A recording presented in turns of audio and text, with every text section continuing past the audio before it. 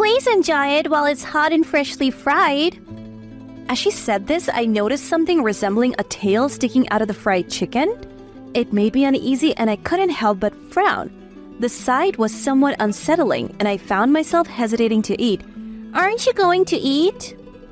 Unable to eat the fried chicken in front of me, I found a reason to make my daughter-in-law Roberta leave her seat for a moment. Could I get a glass of water? Seeing Roberta serve me fried chicken with a tail only heightened my suspicions towards her. I was unsure of what to do. Eating it was out of the question. Seizing the opportunity when Roberta left her seat, I quietly switched our place, hoping it was just a mistake. Praying for the best, I watched Roberta eat upon her return. To my shock, she immediately foamed at her mouth and fell backwards after a single bite. Surprised and concerned, I rushed to her aid. Hey, what's wrong? Are you okay? Roberta had lost consciousness. I was convinced she had deliberately tampered with my food. This was no mere prank. I could never forgive such an act. My name is Lucia, 60 years old. Last year, my only son Randy got married and moved out, leaving me and my husband James to live alone. James works as a regular office employee and I work part-time at a restaurant. Life had been peaceful for us as a couple since Randy left. One evening, Randy and his wife suddenly visited us. We're home. Mother-in-law, long time no see. Oh, what brings you here all of a sudden? I had just returned from my part-time job and was about to start preparing dinner. We wanted to taste your cooking again, Mom. Randy always raves about mother-in-law's cooking, so we boldly decided to come over for a feast. I feel flattered being praised for my cooking. If you had told me, I would have prepared something. I just got back. Can you wait? Of course, we'll wait. Thank you. Feeling good, I decided to make my specialty, fried chicken and French fries, for them. I don't usually make greasy food, but I made fried dishes today for you youngsters. Eat plenty. The couple heartily enjoyed the meal. Mom's cooking is the best, isn't it? Just can't stop eating. Yeah, it's delicious. Roberta smiled and complimented the food, but her expression seemed clouded. Mother-in-law, Randy always said your cooking is great, and he was right. Thank you. I'm glad you like it. I'll cook next time, and I want you to taste it, mother-in-law. Thank you for the invitation. I'm looking forward to it, I replied lightly, hoping to bridge the gap with Roberta. But no wife would be happy to hear her husband praise another woman's cooking.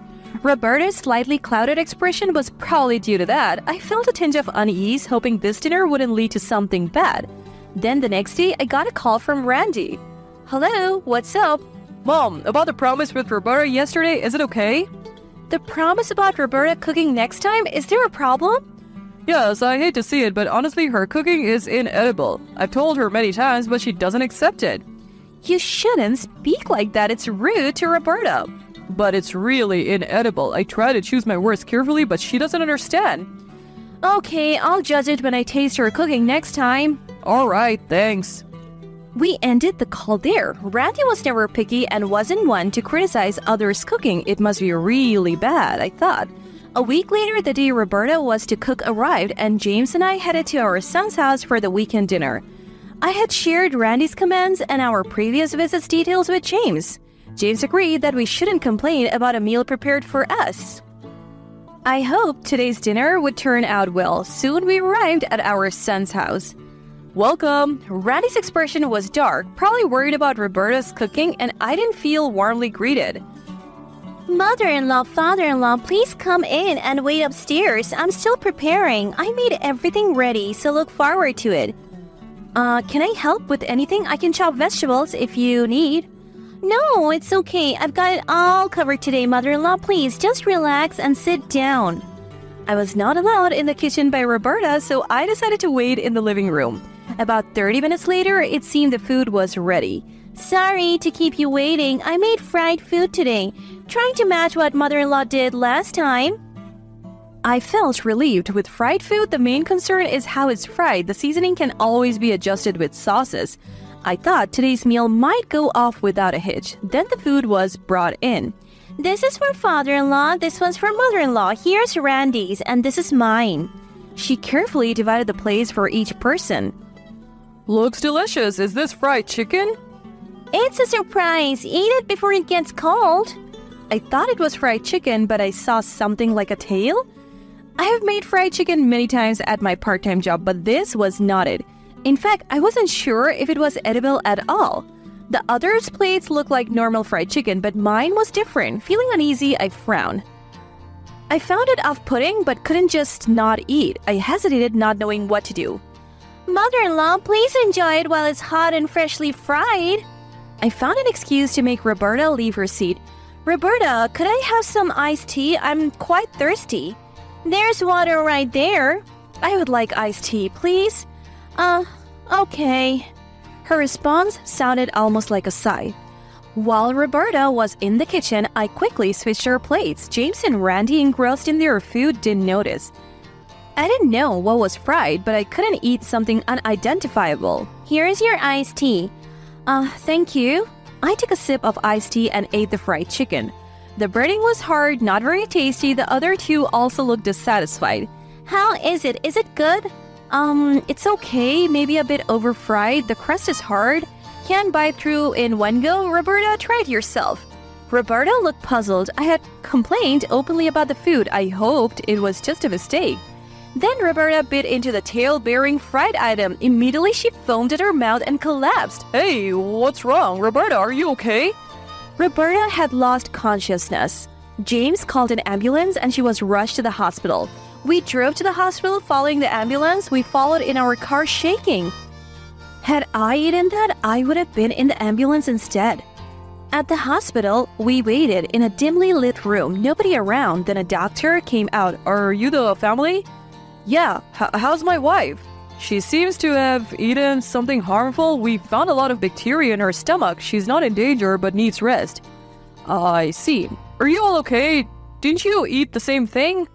We seem fine for now, James answered, looking at Randy and me. The person who cooked it is unconscious, so we don't know what she put in it. I see. She's asleep now. You can go home for today.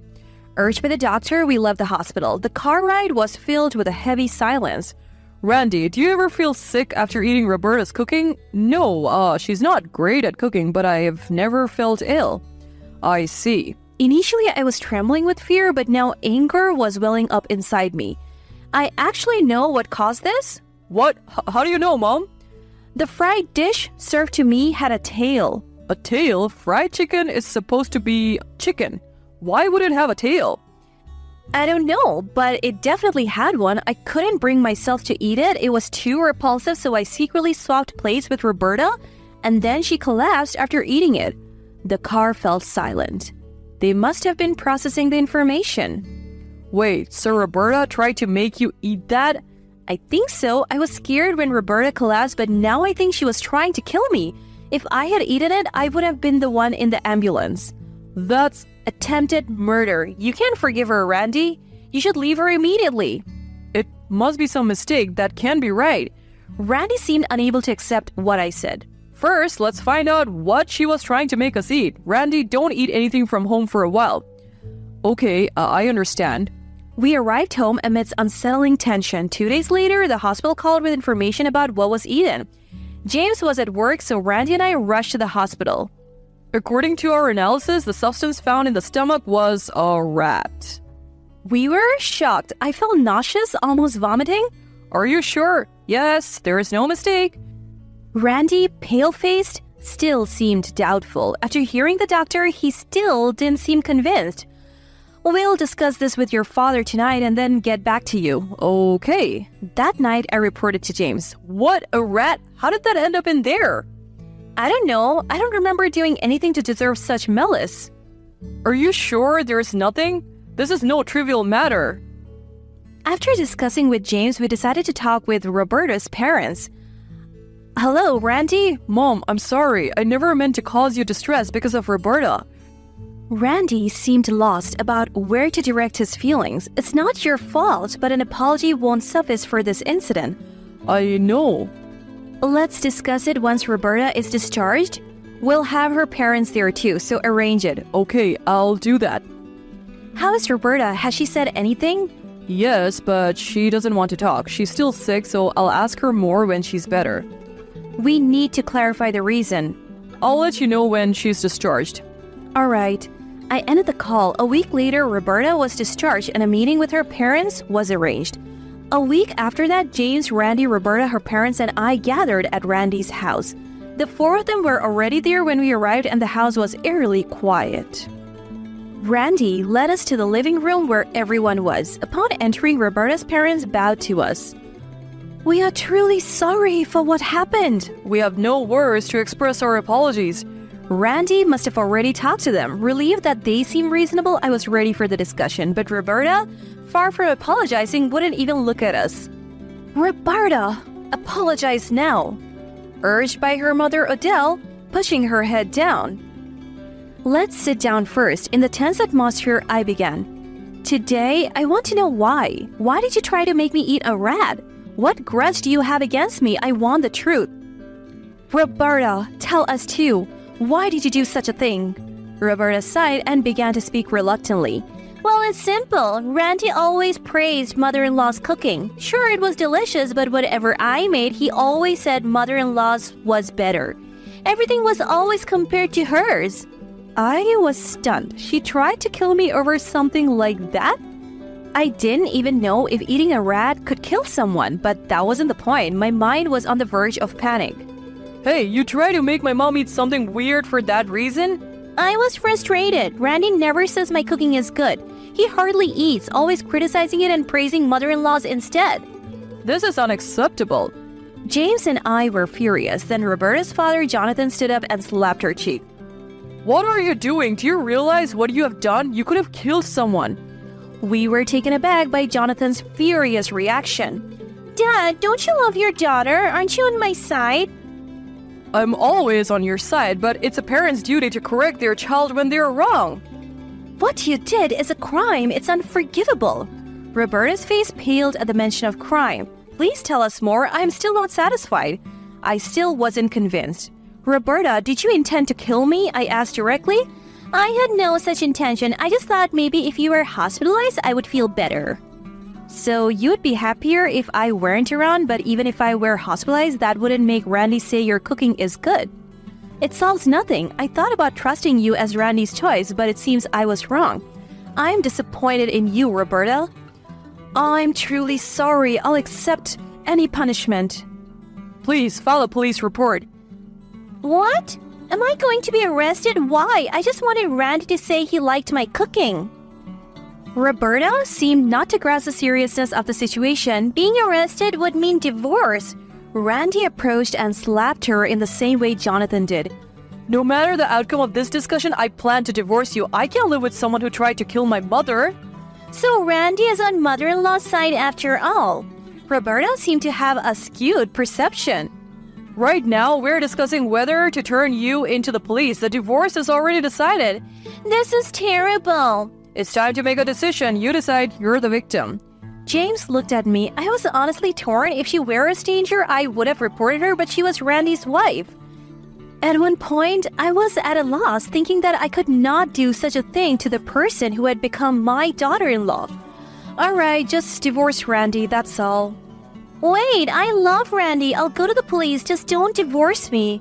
Considering her parents' feelings, I decided not to report her to the police. Instead, I settled for what she dreaded most. Divorce from Randy.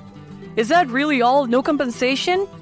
No compensation needed. We haven't suffered any financial loss.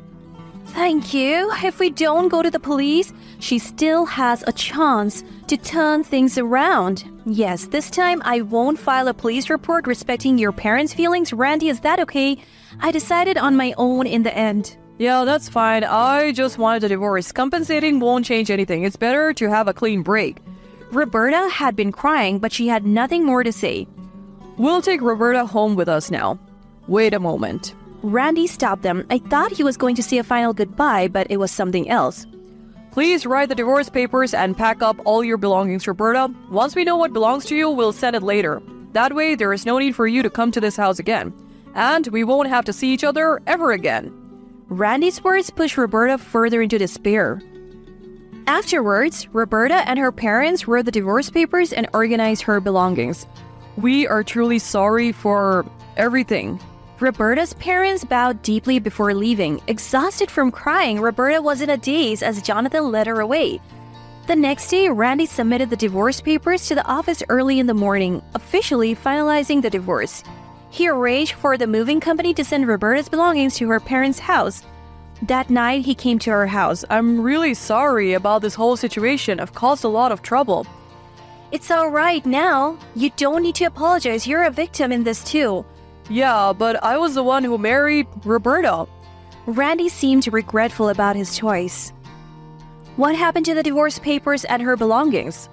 I have already submitted the papers. The belongings will be picked up by the movers the day after tomorrow. That's quick. Yeah, I didn't want to stay in that house any longer. I wanted to get it over with quickly. That's probably for the best. Can I move back home? I'm thinking of giving up that house. Of course, you can come back anytime. No, thanks. 2 weeks later, Randy returned to our house. Mom, can you teach me how to cook? I want to learn to make at least simple dishes. It seemed this incident motivated Randy to learn some household skills. Sure, I'll teach you. As I was teaching Randy, James joined us. Randy, you're going to cook? I won't know until I try. Let me give it a shot. James, finding it amusing, joined us, and the three of us cooked together cheerfully. It became fun to have the family together cooking. James also developed an interest in cooking, and now we take turns preparing meals. It's reduced my workload and helped me understand what it's like to cook every time. Ever since Randy moved back home, we have been enjoying peaceful and happy